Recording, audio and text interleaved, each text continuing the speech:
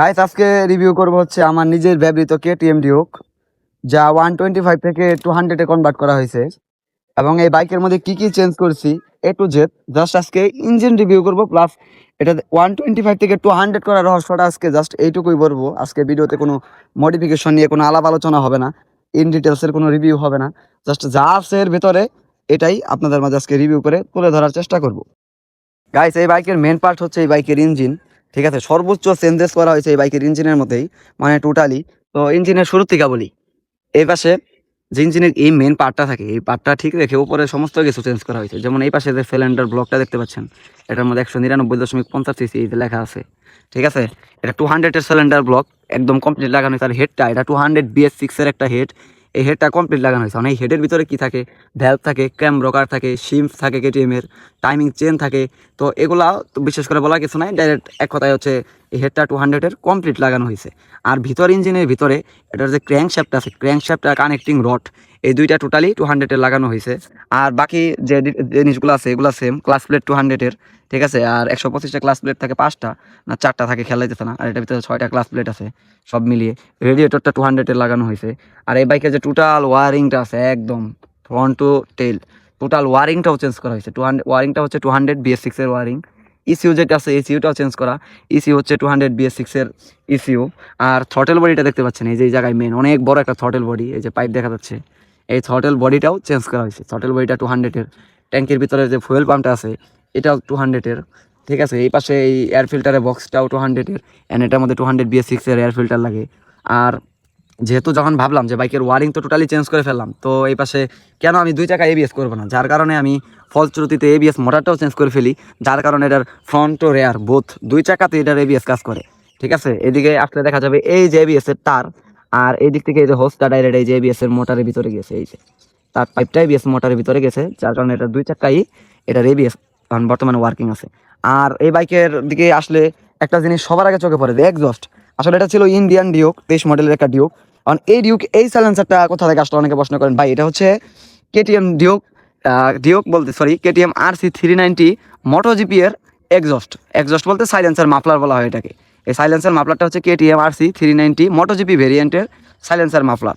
যেহেতু 390-এর এক্সস্ট, ভিতরে প্যাডিংও মোটা, আর এটার ভিতর থেকে একদম টোটালি কেটে লাগানো হয়েছে, যার কারণে এটার যে হাওয়াটা পাস হয় এটা অনেক ভালোভাবে পাস হয়। পারফরমেন্স আপগ্রেডে আমার অনেক সহায়তা করছে।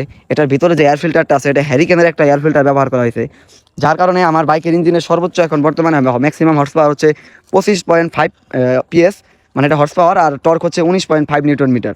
এটা তো 200 যখন করেছি তখন এটা হয়ে গেছে।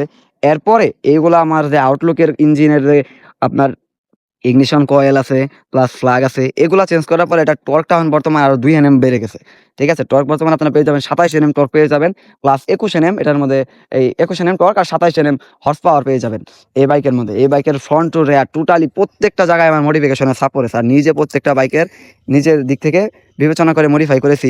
যারা 125 ইউজ করেছেন আমি জানি না, কারণ 125-এ ওইরকম একটা টপ স্পিড নাই, বা মানে পাওয়ার বলতে কিছুই নাই। আরেকটা জিনিস খেয়াল করলে চোখে পড়বে, সেটা হচ্ছে এই কিটটা।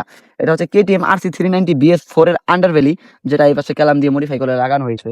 আর এই বাইকের যে হেডলাইটটা আপনারা পেয়ে যাবেন, এটা হচ্ছে কেটিএম ডিউক 250 125 গ্লোবাল ভার্সন 390 এর সেম হেডলাইট, যেটা একদম টোটালি কমপ্লিট হেডলাইট সেটআপটাকে লাগানো হয়েছে।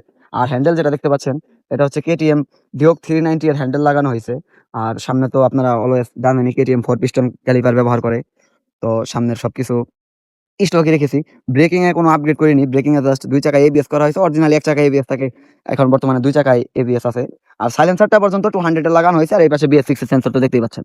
সাইলেন্সারটা যেহেতু ইঞ্জিন বড় হয়েছে, আমার সাইলেন্সার চেঞ্জ করতে হবে, তো মোটা সাইলেন্সার লাগিয়ে দিয়েছে। আর এই বাইকে টায়ার হিসেবে পেয়ে যাবেন ফ্রন্টে 110 মিলিমিটারের মোটা চাকা, পিছনে 150 মিলিমিটারের মোটা চাকা। আর সাসপেনশন হিসেবে পেয়ে যাবেন WP এর সাসপেনশন। সাসপেনশন ফিডব্যাক অফ রোডে খুব খারাপ, ইন রোডে অনেক ভালো পারফরমেন্স দেয়। আরেকটা জিনিস, মেন জিনিস, এই বাইকের মাইলেজ। এই বাইকের এই সাইলেন্সার মাফলা লাগানোর আগে এই বাইকটা আমার, আমি জানি না কেন কারণবশত 20 থেকে 25 কিলোমিটার মাইলেজ দিত।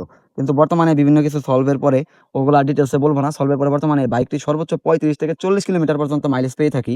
আর টপ স্পিড বলতে, যেহেতু পিছনে বড় একটা চেন স্পকেট লাগিয়েছি, যার কারণে রেডি পিকআপটা অনেক বেড়ে গেছে। আর রেডি পিকআপ এটার মধ্যে আপনার ইজিলি R15 GSX-R এগুলোর থেকে অনেক বেশি 0 to 100 অনেক তাড়াতাড়ি গেইন করতে পারে। 5 সেকেন্ডের মধ্যে এটা টপ স্পিড 0 to 100 উঠে যায়। আর দ্বিতীয়ত হচ্ছে টপ স্পিড এটা থেকে আমি সর্বোচ্চ 148 কিলোমিটার পার আওয়ার এটা থেকে আমি টপ স্পিড অ্যাচিভ করেছি। বর্তমানে বাইকের আরও কাজ আছে, X3 বানিয়েছি, মডিফিকেশন আর একটা ভিডিও করব। বাট আজকে ডিটেলস রিভিউ এই পর্যন্তই ছিল। যারা প্রশ্ন করেন যে ভাই কি লাগানো আছে আপনার বাইকে, এত টান কেন, ইটিসি, আশা করি আপনাদের সকলের উত্তর দিতে পারছি। ধন্যবাদ। পরবর্তী ভিডিওর জন্য সবাই অপেক্ষা করুন, পরবর্তী ভিডিও আবার আপলোড করে ফেলবো, ততক্ষণ সবাই সাথে থাকুন, স্টে উইথ আস।